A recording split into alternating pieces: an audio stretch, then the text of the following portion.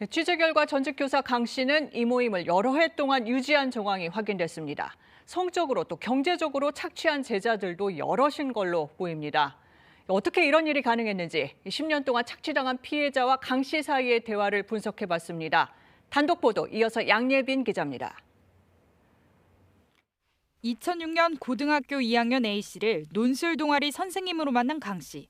처음부터 아빠라고 부르라며 친근함을 쌓고는 이른바 변신을 얘기했습니다.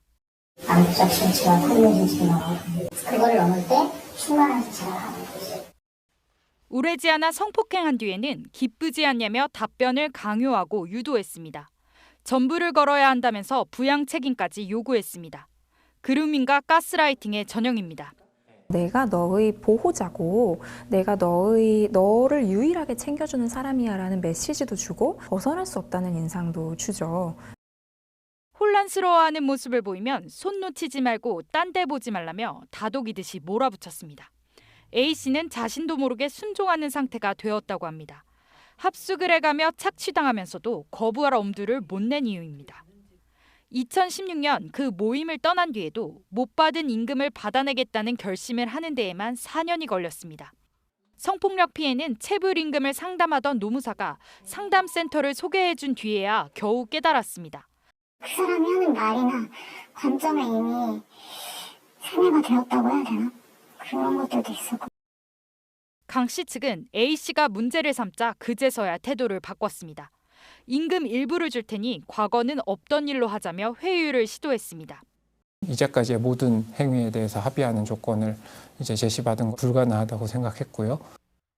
하지만 강 씨 측은 여전히 범행을 부인합니다.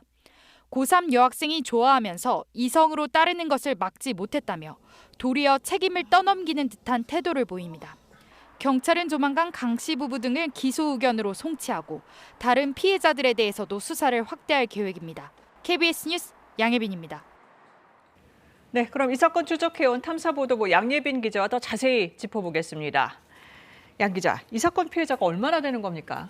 네, 경찰이 이달 초 구속영장을 신청했을 때 공식 확인된 피해자는 1명입니다. 네. 하지만 취재 결과 이외에도 지난번 보도 때 전해드린 B씨, 그 밖에도 여러 명이 더 있다고 확인됐습니다. 네. 제보도 이어지고 있는데요. 경찰의 수사와 함께 저희도 더 추적해 가도록 하겠습니다. 네.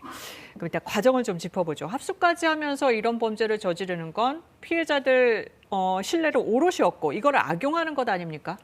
네, 앞서 보신 것처럼 그루밍과 가스라이팅이 치밀하게 진행됐기 때문에 가능했던 건데요. 네. 강 씨는 꽤 이름난 논술 지도교사였습니다. 언변이 매우 뛰어났다고 합니다. 네. 이런 점을 활용해 피해자들이 복종하고 순종하도록 철저히 길들이고 만들어갔다고 합니다.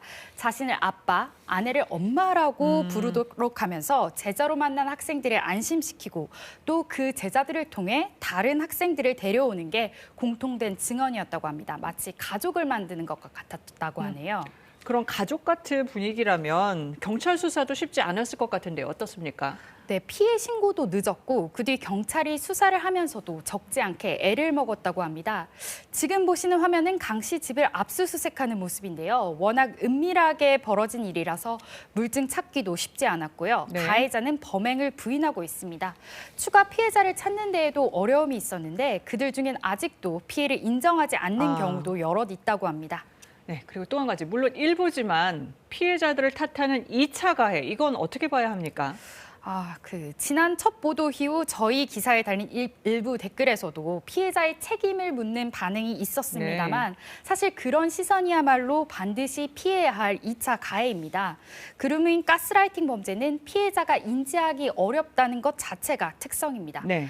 처음에는 믿고 의지하다가 가해자의 말을 점점 따르는 게 당연해지는 거죠. 잘못은 피해자가 아니라 그런 범행을 실행한 가해자가 한 겁니다. 네, 이런 식의 그루밍 범죄, 그럼 어떤 처벌을 받게 됩니까?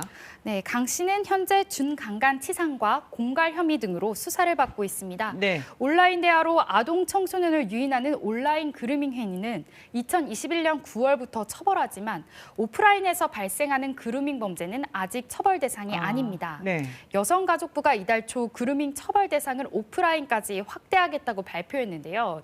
아직 법안 발의나 관련 부처 협의 등 절차가 많이 남아 있습니다. 이 부분도 계속 지켜봐야겠습니다. 양 기자 잘 들었습니다. 있습니다.